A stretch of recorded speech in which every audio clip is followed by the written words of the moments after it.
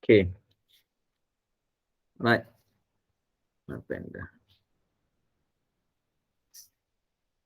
So, ini 80% nilai co-insurance, peratusan co-insurance. Dan nilai boleh insurans dah 300,000 kan. Okay. Jadi kalau kita tengok buku teks, jumlah insurans yang harus dibeli adalah peratusan co-insurance darab dengan nilai boleh insurans harta. So, nilai co-insurance, peratus co-insurance ni, 80% kali dengan nilai boleh insurans harta dia. Ini rumah dia 300,000.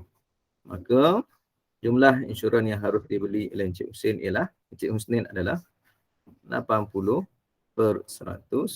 kali dengan 300,000. So, guna kalkulator lah. 80% kali 300,000 dapat 240,000 kan. 240,000. Okey, mudah ya. 2 markah ni. Okay, next, seterusnya. Hitung jumlah pampasan yang diterima oleh Encik Husnin jika dia menginsurans rumahnya dengan jumlah 180,000 dan rumahnya telah terbakar dengan jumlah kerugian sebanyak 70,000. Okay, sekarang kita nak kira pampasan.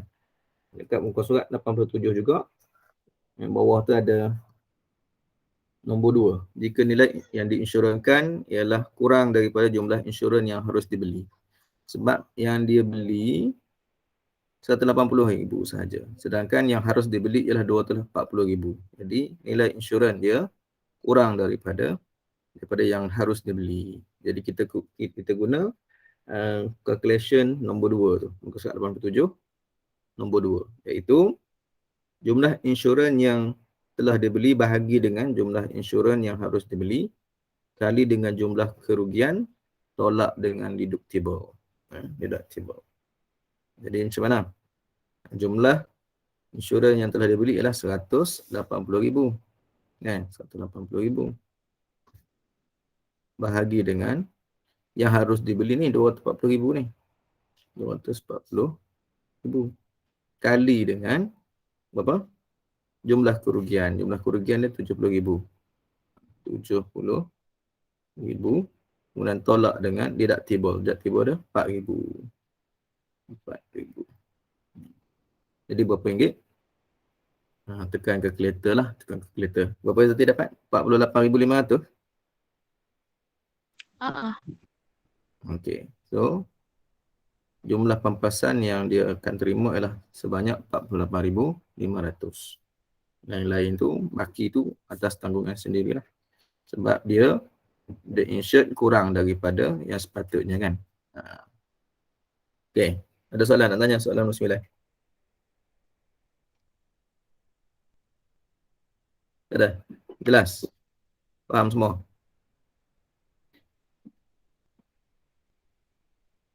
Okey ya? Okay, soalan nombor 10. Nombor 10, rajah menunjukkan 7 kepingkat yang berlabel di dalam 2 kotak. Okay, kotak pertama ada kad ENAK. Kotak kedua ada RIA. Okey, sekepingkat dipilih secara daripada setiap kotak. Dia pilih daripada kotak pertama, kemudian pilih daripada kotak kedua.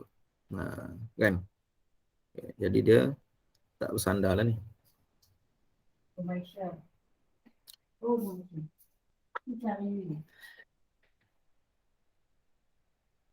Okey. Senaraikan semua kesudahan yang mungkin bagi ruang sampel ini. Senaraikan semua kesudahan yang mungkin bagi ruang sampel ini. So, kita boleh buat macam-macam kaedah lah kan. Cara kita nak menulis tu. Kita ajar dulu. Sama ada kita nak senaraikan dalam bentuk jadual. Kita buat jadual kan. Macam mana jadual ni? Sini E, N, A, K. Kat sini R, I, A kan. Jadual kotak lah. Okay. So, lawan lah kan. E, R. Belah bawah dulu. Ni baris tu kemudian laju. E, R. Kita kena ubah apa ni. Koma dan juga kurungan lah. E, I, E, A, A. Dan seterusnya lah. NR, AR, KR, NI, AI, KI, ya. Lagi NA, AA, KA kan. Okay. So, ada berapa semua? Berapa jumlah ruang sampel? 4 kali 3, 12 keseluruhan. Okay. Ataupun kita tulis teruslah kat sini, senaraikan. E, R. Lepas tu, E, I. E, A. Lagi. N, R. N, I. N, A. Lagi. A, R. A, I. A, A. Dah masuk. Masuk. Ini. Dan ada 3 lagi, iaitu KR, KI, dan KA. So, ini keseluruhannya. 12. Okey, 1, 2, 3, 4, 5, 6, 7, 8, 9, 10, 11, 12. 12 keseluruhan kan. Okey, jadi sekarang ni selesai soalan A. Senaraikan kesudahan yang mungkin. So, selesai. B. Dengan menyenaraikan semua kesudahan yang mungkin bagi peristiwa itu, cari keberangkalian bahawa kad-kad yang dipilih itu bermula dengan huruf E atau kedua-dua kad itu dilabel dengan huruf vokal. Jadi kita cari yang ada huruf E kat depan. Ini 1, 2, 3. Kan? Kemudian, kedua-duanya adalah huruf vokal. Okay. Mana huruf vokal lagi? So, huruf vokal. Ni EI huruf vokal. EA huruf vokal. Betul tak? Lagi huruf vokal, dua-dua huruf vokal. AI dengan AA. Ada lagi tak? Tak ada dah. Okey. Jadi ada berapa semua? Semua sekali ada 5. So kita senaraikan balik lah. Kita tulis balik. Yang 5 itu ER, EI, EA, AI dan AA. So ada 5 semua ni kan? Okey. So, kalau kebarangkalian dia dalam bentuk pecahan lah. Bilangan peristiwa bahagi dengan bilangan kesudahan yang mungkin atau bilangan ruang sampel. Jadi sini berapa bilangan peristiwa dia?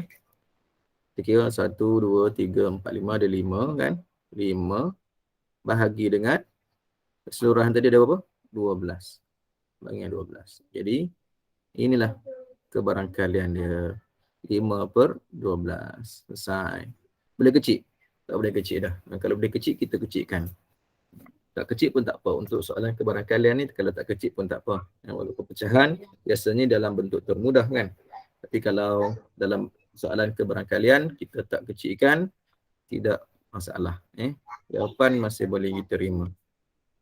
Okey. Faham? Ini saya tengok yang Izzati buat betul lah. Okey.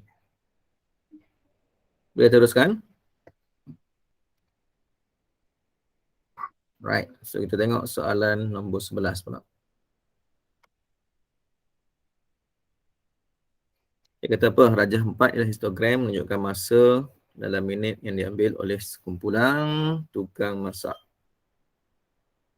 Ini masa, maknanya starting dengan yang paling rendah ni 22 minit lah. Berapa orang? 2 orang. Ini 2 orang. 27 minit. Bukan 22 dalam tempoh. 22 ni sebenarnya dia dah titik tengah. Dia ada kat sini ni. Ini 15 hingga 19, 20 hingga 24. So kat sini ni ialah sebenarnya 20 hingga 24. Maknanya 20 minit hingga 24 minit ada 2 orang. Dia bagi dalam bentuk selang masa, selang kelas. Sebab tu kita panggil dia data terkumpul. Data terkumpul. Kalau yang kita jawab sebelum ni, yang belajar masa 3 tempat, data tak terkumpul sebab tak ada macam ni. Yang tak ada selang kelas ni. Okey. Ini berapa? Ini 4 kan? Ini 6, 9. Tengok dekat Pak Siwai. 11. Sini pula 6. Dan yang terakhir ni 2 juga. Okey, jadi kat sini kita tulislah kekerapan kat sini kan. Dia dah bagi dah 15 hingga 19 tak ada, kosong. 20 hingga 24 tengok titik tengah dia. Berapa? 22 kan. Bilangan dia adalah 2. So kita tulis je lah kat sini, mudah je kat sini ni. Isi je. 5 markah ni, 5 markah ni. Jadi 2, titik tengahnya 22. Seterusnya 4, titik tengahnya berapa? 27. Mudah je mat ni. 30, sorry. Untuk 30 hingga 34, 6. Dia punya titik tengahnya ialah 32. Kemudian 35 hingga 39, titik tengah dia 30, 37, kekerapan dia 9. 11. Tulis tengoklah. 6, 2 kan. Ini 42, 47 dan juga 52 sekali. Betul tak? Isi ini 2 markah, ini 1 markah ni. Ini 3 markah dah kat sini ni. Ya ke? 1, 2, 3. 2 markah. 2 markah, 1 markah, 1 markah. Ni yang lain-lain ni semua 1 markah, 1 markah isi. Bagi lengkap. Bawah ni jumlahkan berapa? Dia dah bagi dah kat sini atas ni sebenarnya. Dia tak bagi, dia sekumpulan. Jadi kita kena jumlahkan. Yang bawah tu kena jumlahkan. 2 campur 4 campur 6. 2, 4, 6. 6, 6, 12. 12, 9. Berapa? 21. 32. 30. Berapa? 8. 40 So jumlah ni adalah 40 orang. Maknanya seramai 40 orang tukang masak. Okay. Right, ni FX. FX ialah kekerapan yang terlihat kat sini ni. Nampak tak? F, ini X kan. Jadi FX ialah kekerapan kali dengan titik tengah. 0 kali 17, 0. 2 kali 22, 44. 4 kali 27, berapa kira segi lah. So lekapkan sampai bawah dan jumlahkan. Bawah ni dah jumlahkan. Okay. X kuasa 2. X kuasa 2 ni. Midpoint ni. 17 kuasa 2 berapa? 289 kan. 22 kuasa 2 berapa? Tekan kalkulator semua ni. Tekan kalkulator.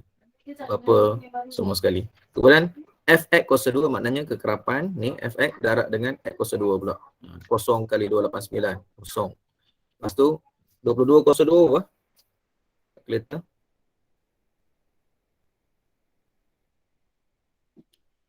22 kuasa 2 apa? 22 kali 22.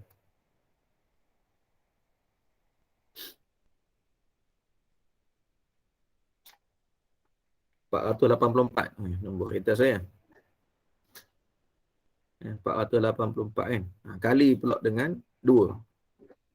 Kali 2. 968. Okay. Tulis semua lah. Sini 4 kali 27. 4 kali 27. 108. Kan? And then 27 kuasa 2. Berapa 27 kuasa 2? 729 kali dengan 4. 2916.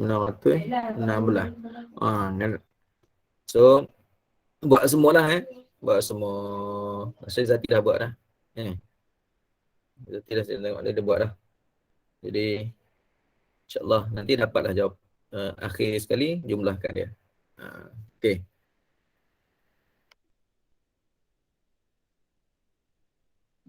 Jadi cikgu nak tunjuk. Macam mana tunjuk? Tak ni ambil kalkulator. Kalkulator mudah je. Ada kalkulator senang. Apalagi kalkulator yang terbaru. Nanti buat kat dalam ni.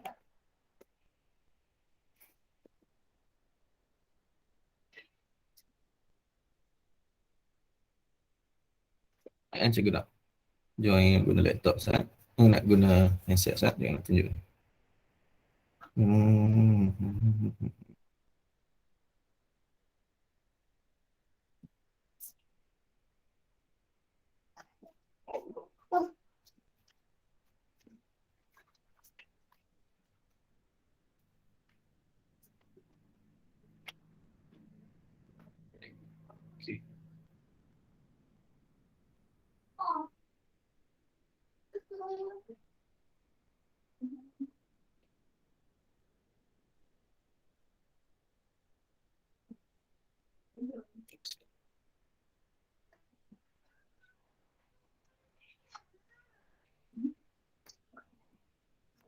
Okey. Nampak kalkulator juga nampak tak? Nak kalkulator.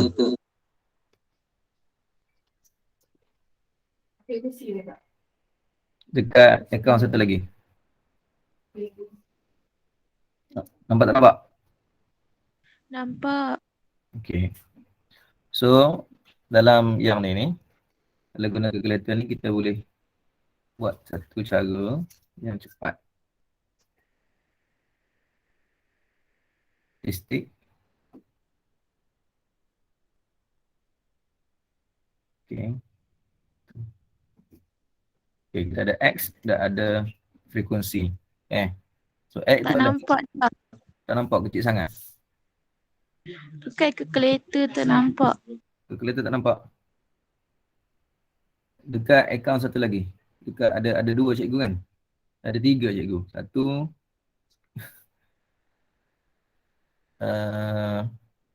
cikgu tutup ni. Pause. Cikgu stop screen sharing. Tu nampak tak satu lagi yang gambar cikgu tu? Yang nama cikgu Ahmad Ramzi Muhammad. Ada dua sekarang ni, satu yang ada gambar, satu lagi yang ada nampak kalkulator kan. Okey, Azikah nampak Okey. So kalau ni kalkulator yang terbaru tu. Kalkulator yang terbaru kalkulator yang canggih sikit tu. Okey. So dekat situ tadi kita pilih dekat menu, kita pilih statistik nombor 6. Okey, X ni apa? X ni adalah di tengah. Yang sebelah kanan dia tu adalah frekuensi. So frekuensi tu tengok kepada soalan yang kita tu lah. Yang kita dah isi tu kan. Okey, so sekarang ni X berapa yang pertama? Kosong. Kan? Kosong. Kita isi lah. Kosong. And then yang kedua, 2. Yang kedua, minta maaf. Semula. X tu adalah 17 tu. 17, 22, 27, 32, 37, 42, 47, 52 dan seterusnya. Habis kan? Okey, 52 kan. Dan frekuensi dia yang pertama tu kosong. Kan? Kita masuk kosong. Kosong. Yang kedua, 2. Yang ketiga, 4. Yang kelima, 6. Seterusnya 9. Kemudian 6, 2. Okey. Ada tertinggal. Sikit sebelah tertinggal. Dekat lepas pada 9, 11. Kemudian 6. Dan yang terakhir 2 kan. Okey. So selesai kita buat kan. Kita ada kat situ.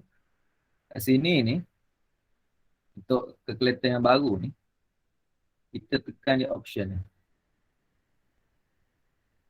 Okey. Tekan statistik calculation. Kita tengok ni. Dapat ke pertama? Sudah lupa tu kan. Option. Tu. Okey. Nampak tak tu? Semua ada tu. X bar tu adalah apa dia? Min. Maka min, tapi kat situ kita boleh gunakan kita kira maklumat kat situ lah kan. Apa nama jumlah fx tu bahagi dengan 40. Dapat 38.125. Okey. So dekat dalam kalkulator ni dapat 38.125 tu adalah X bar ataupun min. Kemudian sisi hampir awal dah ada variance ada kat situ. So variance tu yang jumlah X tu jumlah X kan. Jumlah X tu X usus 2 ada, jumlah X ada. Ini 1525. Ya, cikgu tunjuk yang kat sini. Okey, cikgu buka balik.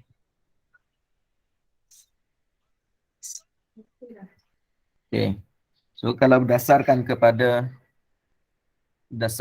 kalkulator yang kita dapat ni, so kat sini ni jumlah dia ialah dekat fx ni jumlah dia adalah 1525.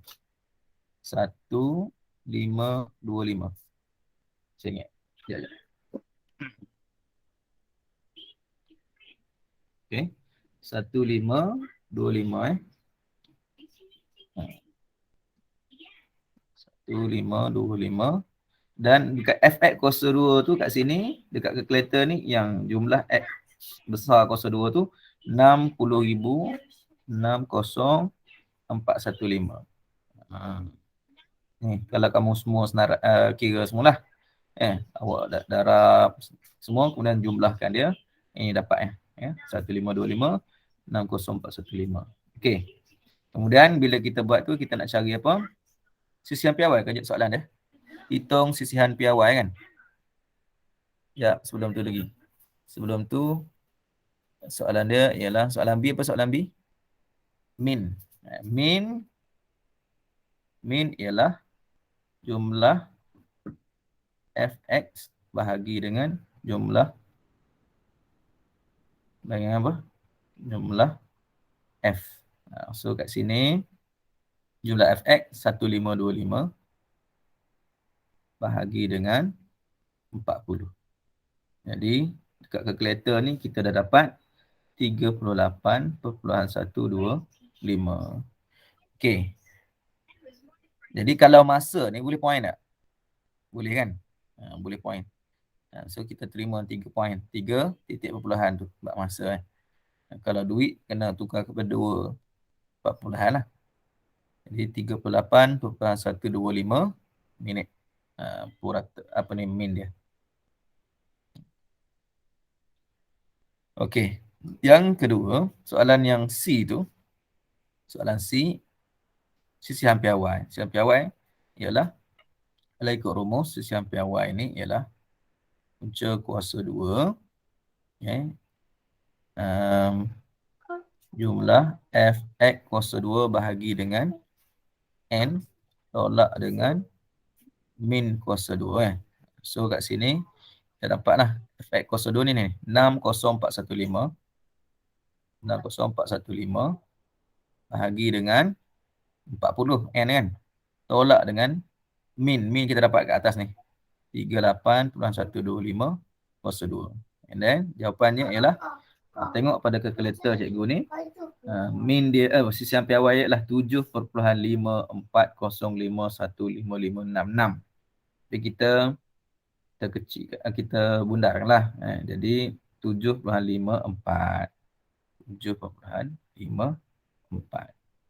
nak tulis lagi. Cukup buat 3 angka berarti kan. Ataupun nak buat 4 boleh juga 5405. 5 tu kita tukar kepada 1 kat sini. So 7.541. Okey, jelas. So kalau ada kalkulator macam cikgu ni cepat kerja kita nak semak. Tapi mesti lengkapkan jadual ni dulu. Baru boleh selesaikan. Kena lengkapkan jadual ni juga. Okey. Boleh selesai soalan nombor 12. Berapa markah dapat ni? Soalan nombor 11. Berapa markah dapat ni? Keseluruhan ni. 10 markah ya. 10 markah. Okey. Yang jadual ni saja 5 markah. Kira min ni 3 markah ni. Dah sikit sangat lah. Sebab dah ada kat sini. 3 markah. Kemudian sisihan piawai 2 markah. Okey. Alright. Ada lagi minit. 28 minit. 18 minit Okey, soalan seterusnya. Satu soalan lagi Lepas tu kita sambung esok pula. Esok hari Jumaat. Dan kena habis minggu ni Okey. Stop dulu ni.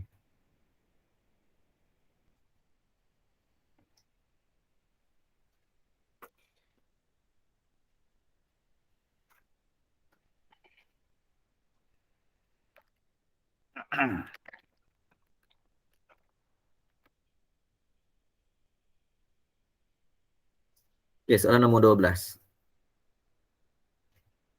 Nyatakan set tepi. Tepi itu yang mana? Kita ada bucu dan tepi kan. Tepi itu garis yang menghubungkan bucu ke bucu. Okey, so set tu macam mana nak tulis? Tulis pasangan dia lah. Dia bukan graf terarah, so tak perlu ikut aturan dia lah. Kalau graf terarah kita kena ikut arah dia. Yang mana keluar, yang mana masuk kan. So yang ni kita tulis ni ada AB kan. AB. Okey, AB. Lagi B ada gegelung. BB.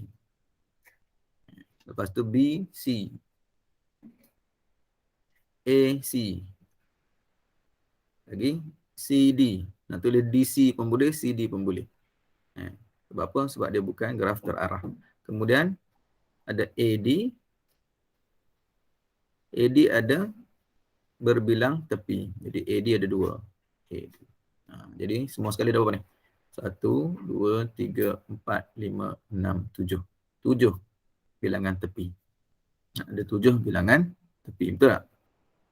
1, 2, 3, 4, 5, 6, 7. Okey, ada 7 Berapa jumlah darjah? Jumlah darjah adalah 2 kali bilangan tepi ya. So macam mana kira darjah? Kita buat garis macam ni kan. Buat garis ni. Okey. Kat sini bulat terus lah. Kan? Jadi kira berapa? 1, 2, 3, 4, 5, 6, 7, 8, 9, 10, 11. Berarti kalau 14. Ada 14. Oleh kerana ada 7 bilangan tepi, darjah adalah 2 kali ganda bilangan tepi kan. Jadi bilangan darjahnya ialah 14. Tahu kan kira kan? Kira mana yang garis ia dipotong ni. Ni ada 1, 2, 3. 1, 2, 3. 1, 2, 3, 4. Ini pun 4. 1, 2, 3, 4. Jelas Itu adalah darjah. Okey. Dekat ruang jawapan dia kata, soalan B ni dekat ruang jawapan ni. Ni sepatutnya kita tulis kat bawah ni lah. Ni ada ruang jawapan A1 ni tulis kat sini. A, B, B, B, B, C. B tak tulis. Kita tulis dekat soalan dia kan. Okey. Alright. Sekarang ni, dia bagi tepi, apa ni, bucu dan juga tepi. Tepi ni dia kata graf terarah.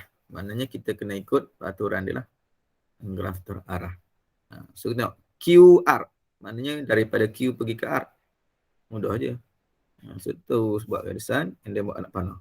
Gitu je. RS. RS. R pergi ke S.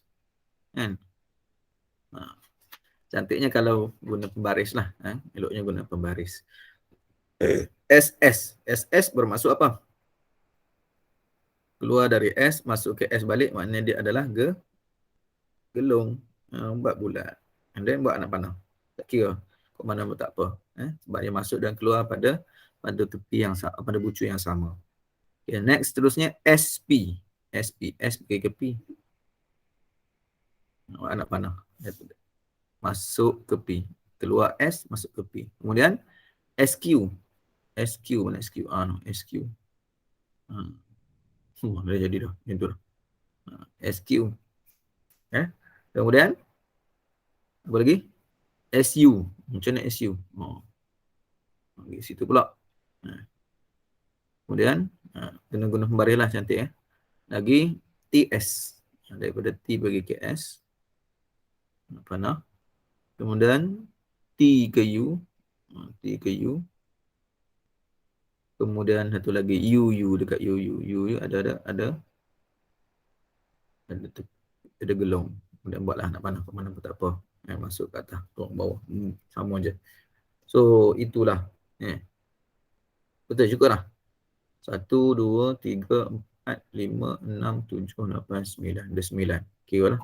Ada nak panah tu ada 9. 1, 2, 3, 4, 5, 6, 7, 8, 9. Okey, cukup. Ada 9 kan. So ni kita panggil apa? Graf terarah. 2 markah. Dua markah nak bagi macam mana Sambung betul, anak panah betul. Cikgu tak tahu format pemarkahan dia macam mana kan. Sambung garis dengan betul, mungkin dapat satu markah. Kemudian anak panah arah yang betul, dapat satu markah lagi kot. Satu salah anak panah, maka tak ada markah. Okey. Yang C, soalan C. Rajah 5.2 menunjukkan satu graf tak terarah dan berpemberat.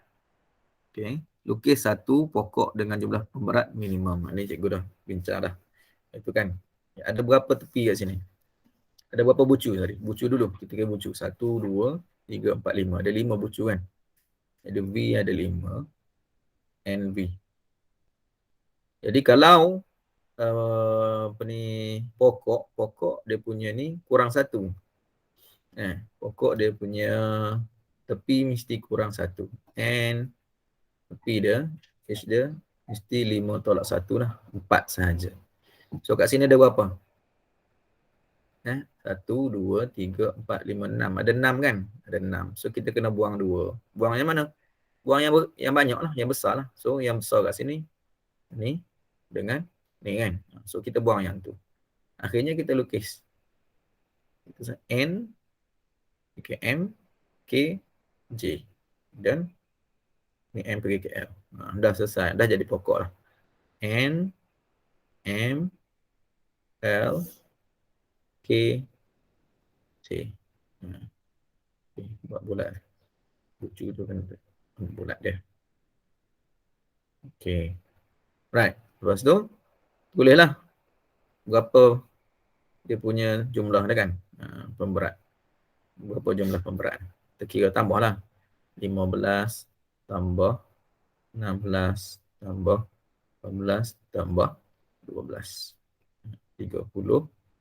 61. Dah selesai. Mudah tak? Mudah kita kat ni kan. Tak tahulah biasa nanti. Masa tak adalah semudah ini. Ini soalan ni mudah sangat ni. Jadi berapa markah tu? 9 markah. 9 markah. 12. Okay, yang ni cikgu rasa tak ada masalah bagi kamu lah. Kita dah bincang banyak. Itu kan. Nyatakan koordinat image bagi titik. Okay, kita tengok kat sini. Ini 4 markah. Ini 4 markah. Ini 5 markah kan. Bila 5 markah ni. Okay, dia hanya boleh sama ada translasi ataupun pantulan dengan yang kedua pembesaran. Sebab apa? Sebab dia 5 markah. Kalau 6 markah, confirm putaran dan juga pembesaran. Okey, ingat kalau kat sini 6 markah, atas ni 3 markah. So kalau kat sini 6 markah, dia adalah putaran dan juga pembesaran. Confirm, automatic. Kalau sini 4 markah, sini 5 markah, yang 5 markah ni satu pembesaran, satu lagi tu sama ada translasi atau pantulan. Kalau tengok kat sini ni, ini objek, ini image kan. So, kita tengok kat sini dia songsang sisi. Bila songsang sisi, confirm pantulan. Tak? Dan yang keduanya adalah pembesaran. Ini soalan yang kedua, soalan B ni. Kita nak kena jawab soalan A dulu, tapi tak apa. Tapi bergantunglah kita baca ya. Pentagon JKLMN adalah image bagi pentagon sini. So ini adalah objek, ini adalah image. Jadi daripada sini dia jadi ke sini. So pantulan lah. Pantulan mesti ada garis. Pada garis. Garis berapa? Ini yang tengah-tengah di sinilah. Kita kira jarak dia. 1, 2, 3, 4, 5, 6, 7, 8, 9, 10, 11, 12, 13, 14. 14 kan? Dia 14, tengah-tengahnya 7. Kira dapat balik. 1, 2, 3, 4, 5, 6, 7. So 7 kat sini. Dekat. Dekat apa? Dekat X sama dengan 2. So kita pun buatlah garisan. 90 darjah lah. Kan? Pembaris. Tegak 90 darjah. Okey. Kat mana? Dekat X sama dengan 2. Okey. So, garis. Okey. Dah. Okay. So ini adalah kita pun label lah. X sama dengan 2. So untuk soalan B yang pertama, U tu adalah pantulan pada garis X sama dengan 2. So pantulan satu markah, garis X sama dengan 2 juga ada satu markah. Okay. Selesai. Pertama. Yang kedua, kita jawab soalan B. Okay. Yang kedua, daripada kecil ni jadi besar. Daripada kecil jadi besar. So konformnya adalah pembesaran. Pembesaran, mesti ada faktor skala. Faktor skala. So macam nak tengok faktor skala? Tengok garis ni dengan garis ni. Ini 2, ini 1. So faktor skalanya berapa? 2 lah. Okay, faktor skala 2. Dan pusat dia, pada pusat dia kita tulis koordinat je. Ataupun tulis titik je. Perhatikan mana yang tak bergerak, titik mana tak bergerak, titik K ni. So titik K yang tak bergerak kan. Daripada objek pun dia ada kat sini, image pun dia kat sini juga. Maka kita tulis pada titik K ataupun bagi koordinat dia lah, iaitu -10, 6. So markah berapa ni? 3 markah. Pembesaran betul, faktor skala 2 betul, pada titik K betul. Jadi kat sini 3 markah. Jumlah ni 5 markah. Dapat. Okey, boleh faham?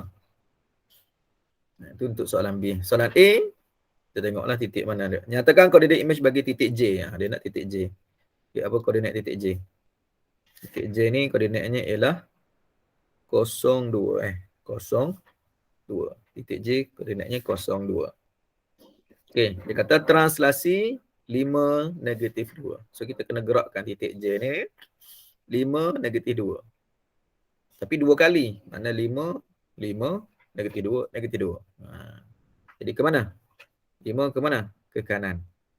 1, 2, 3, 4, 5. Negatif 2 ke bawah. 1, 2. Kemudian ke kanan lagi 5. 1, 2, 3, 4, 5. Dan turun bawah 2. Jadi kat sini titik J yang terakhir. Betul tak? So baca koordinat dia. 10 negatif 2. So jawapan yang pertama ni ialah bagi koordinatnya 10 negatif 2. Nak tulis yang pertama dulu boleh ataupun tulis yang terakhir je. So ni berapa markah? Ni 2 markah. Mudah. 2 markah. Okey. Kemudian yang terakhir PR. So apa yang berlaku dahulu? Hampir tidak habis. Apa yang berlaku dahulu? PR. R dahulu. R dahulu. R tu apa? R adalah putaran. 90 darjah ikut arah jam pada pusat N. Okay, koordinat titik berapa? Titik J. Titik J kat sini. Okay, titik J kat sini ni. Okay. Mana titik N? Titik N adalah dekat sini. Ini titik N. So dia putar ke mana? Ikut arah jam. Ikut arah jam. So kita sambung macam tu. Ataupun kita buat L. Buat L. Untuk kita buat apa nama tadi? Nazi. Buat macam ni kan. So ada L. Nampak tak? Sambungkan J. Okay. Arah jam kat sini kan? Arah jam. So, menegak dia akan jadi melintang. Jarak yang sama. 1, 2, 3, 4, 5, 6. Jadi 6 ke kiri. 1, 2, 3, 4, 5, 6. Kemudian ke bawah 2. 1, 2. Itu arah jam. Kalau lawan jam ke sini. Kalau 180 darjah kat sini. Kan? Okay. So, mana jawapan kita? Jawapan kita kat sini lah. So, nyatakan koordinat dia. Yang pertama ialah negatif 8, 6. Betul? J yang pertama ialah negatif 8, 6. Negatif 8, 6. Pertama. Kemudian dia pergi ke mana pula? Pantulan pada garis Y sama dengan 4. Y sama 4 kat mana? Ambil pembaris. Buat apa ni? Garis melintang pula. Sebab sekarang ni Y. Tadi X. Kalau X dia menegak. Sekarang Kosong, kosong, kosong. Tunggu dia pula. Ayo, ayo. Ada tangan Pak ya. Okay, Y sama 4 kat mana? Y sama 4 kat sini. Kosong.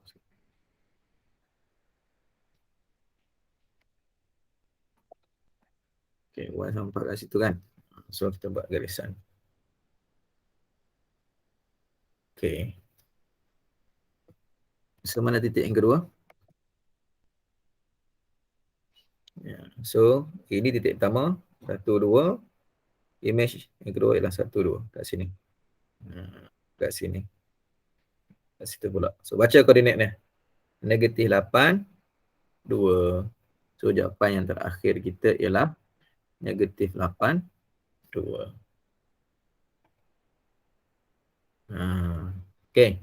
So, ini 2 markah. Ini jawapan akhir ni juga 2 markah. Kalau kat sini kita buat 2-2. Ini 1 markah. Ini 1 markah. Dapat 2 markah. Okay, jelas.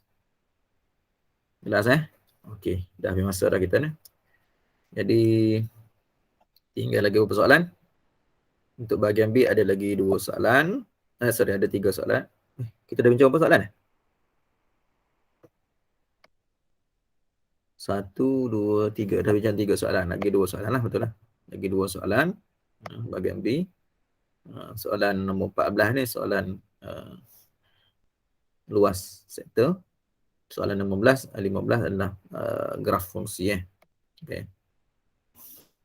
Dan satu soalan bahagian C yang kita kena jawab. Pilihlah nak jawab soalan mana. Soalan 16 ke nombor soalan nombor 17. Okey, itu sajalah. Jelas perbincangan kita pada hari ini.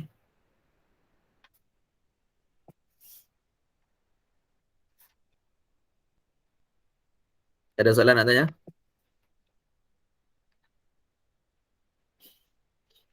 Semua okey? Izzati okey? Okey, cuma cikgu kalau kan setengah gambar untuk soalan yang apa tadi translasi tu kan, kalau pusat kan dia ada bagi pusat K, dia dah bagi dah pusat K tapi kita tak tulis pusat K, kita terus tulis koordinat dia. Okey, Macam boleh? boleh? Boleh. Oh, dia tak ikut skema sangat lah kan? Skema dia memang dua-dua tu diterima. Okey, faham. Kita tulis titik K saja boleh. Kalau ataupun kita tulis koordinat saja pun boleh. Tulis dua-dua pun boleh. Tapi kalau tulis dua-dua, sebut K tapi koordinat bagi lain. Salah, tak dapat markah lah. Okey. Yang lain okey, Salma?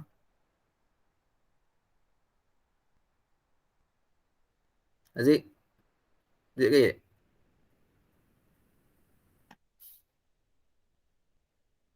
Kalau tak ada apa, sampai di sini dulu. Kita jumpa lagi pada hari Jumaat insya-Allah. Assalamualaikum warahmatullahi wabarakatuh. Terima kasih cikgu. Sama-sama.